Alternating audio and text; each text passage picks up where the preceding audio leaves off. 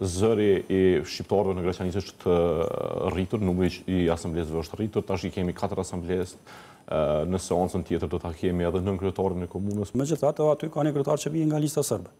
Po, është një kryetar që ka nga lista serbe, por sot është zhvilluar seanca e parë, pra seanca solemne, dhe janë përfillur të gjitha, apo thënë ndryshe zbatuar të gjitha ligjet në fuqi të Republikës së Kosovës, pra duke filluar nga ftesa që ka ardhur tek të gjitha asamblesët, pastaj edhe flamuri ka qenë aty si dhe betimi solem që është bërë në kuadër të gjitha ligjeve që janë në fuqi të Republikës së Kosovës. Dhe si janë përfaqësuar komuniteti shqiptar aty, pra se ajo është një komunë ku shumica janë serb, mirë po nuk është që ka bashkëpak shqiptar në Graçanicë. Jo, tash ne përfaqësohemi nga 4 asamblesë shqiptare, pra nga një sa ishte më herët, tash i kemi 4 asamblesë shqiptare, dhe unë besoj që tash zëri i shqiptarëve... Sa i ka në total Graçanica? 19. Se kjo varet për numrit banorëve. Po, numrit banorëve.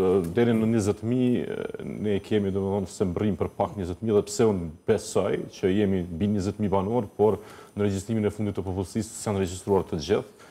Kemi dikun 2-3.000 që janë regjistruar, kështu që kemi mbetur me 18.700 banorë.